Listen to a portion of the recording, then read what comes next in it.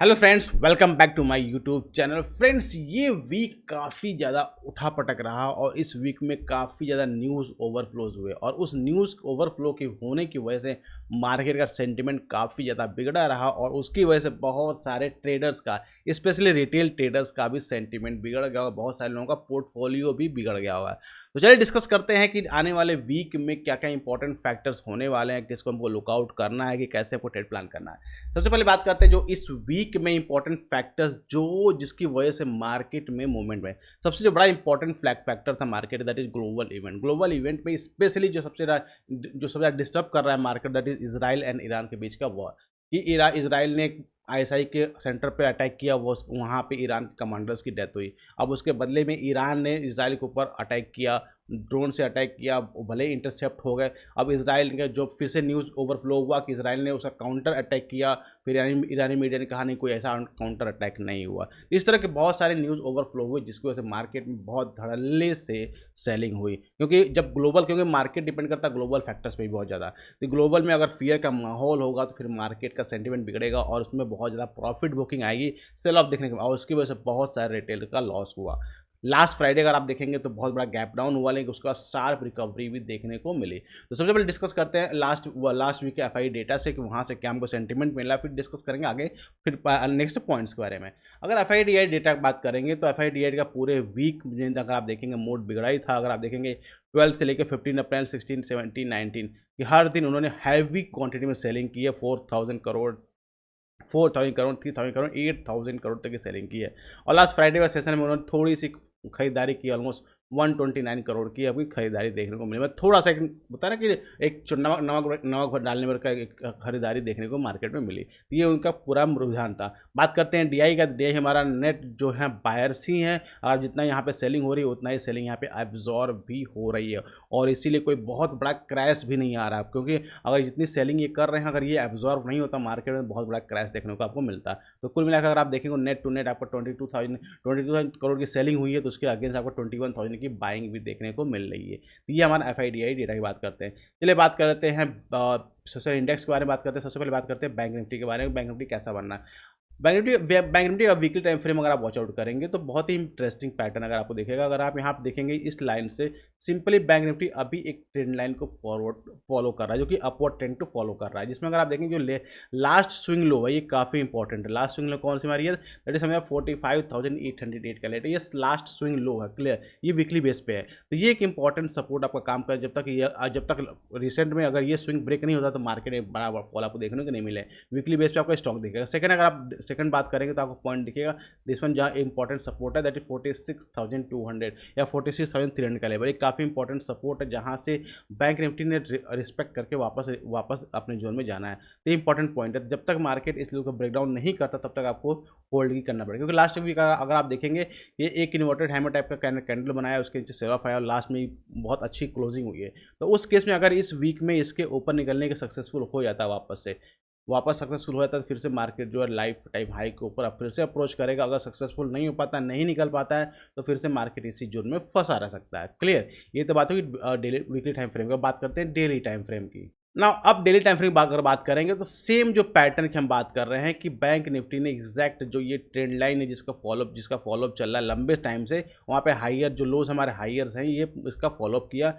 Friday वाले session में bank Nifty ने ब्रेकडाउन करने की कोशिश की, लेकिन यहाँ पे शार्प बाइंग देखने को मिली और बाइंग भी अच्छी खासी क्वांटिटी में और बहुत बड़ी कैंडल देखने को मिली। दैट मीन्स अभी शॉर्ट टर्म में अगर आप देखेंगे तो जब तक ये लो जो लास्ट स्विंग लो है जो अभी वीकली बेस पे भी है 45,800 का, ये ब्रेक नहीं होता तब तक मार्केट अपन लॉन्ग टर्म में स्ट्रॉन्ग बना रहेगा। और प्लस अभी ये जो न्यू लो हमने लगाया हुआ है, अभी जो फ्राइडे वाला लो लगाया, अगर ये लो यानी 46,500 का लेवल अगर ब्रेक डाउन नहीं होता है तो फिर मार्केट में वापस जो ये चैनल बना हुआ अगर आप वॉच आउट करेंगे तो एक प्रॉपर चैनल चल रहा है बैंक निफ्टी का अपवर्ड डायरेक्शन में। तो इस चैनल का फॉलो फिर से आपको देखने को मिलेगा और फिर मार्केट जो अपर बैंड को फिर से टच करने की कोशिश करता है अगर इसका ब्रेकडाउन नहीं होता है। क्लियर, क्योंकि टेक्निकली जो ये चैनल चल रहा है इसका ना ब्रेकआउट सक्सेसफुल हुआ है ना ब्रेकडाउन सक्सेसफुल हुआ है, इसका टारगेट कोई भी अचीव नहीं हुआ है, तो इसलिए अभी इस चैनल में ही फंसा हुआ है।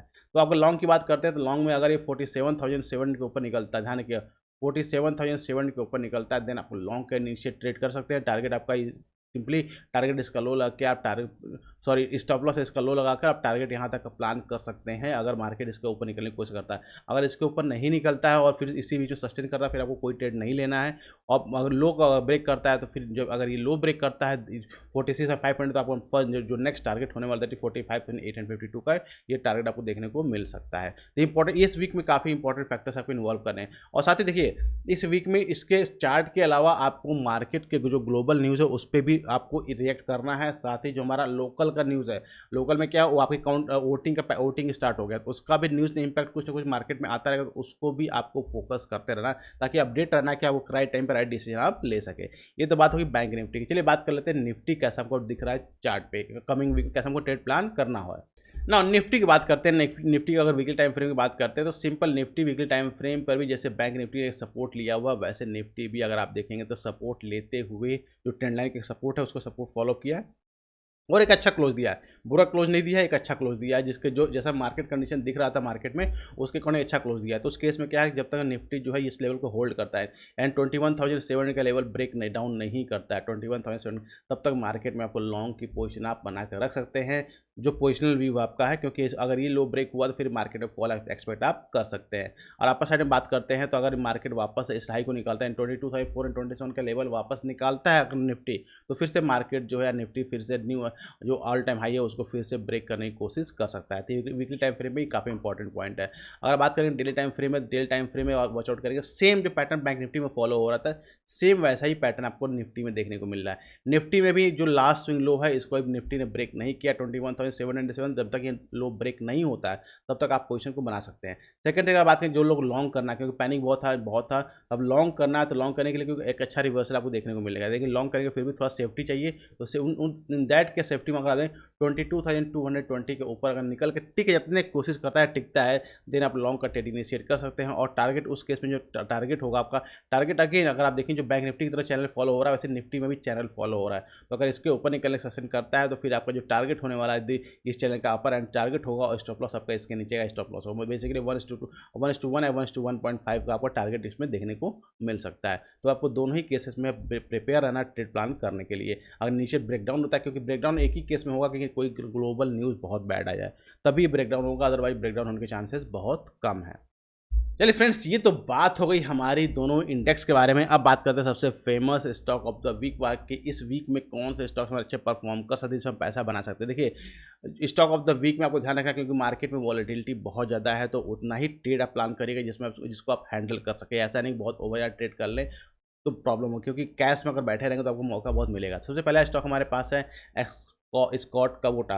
अगर आप देखेंगे इस चार्ट को तो काफ़ी इंटरेस्टिंग चार्ट आपको देखने को मिल रहा है, काफ़ी लंबे, और दिसंबर 2023 में से ब्रेकडाउन किया था, ब्रेकडाउन करने के बाद अब जाके वापस उस लेवल को ये टेस्ट कर रहा है, और टेस्ट कर रहा है तो अच्छे खासे वॉल्यूम के साथ भी अगर आप देखेंगे अच्छा खासा वॉल्यूम इसमें देखने को मिल रहा है। तो इसको वॉल्यूम भी बिल्डअप देखने को मिल रहा है और ब्रेकआउट करने की कोशिश कर रहा है। तो अगर ये ब्रेकआउट सक्सेस होता है 3140 के ऊपर निकल के टिकता है ये है, तो फिर इसका नेक्स्ट टारगेट जो है आपका 3294 आपको ईजिली देखने को मिल सकता है। तो इस स्टॉक को अपने radar पे आप जरूर रखिएगा।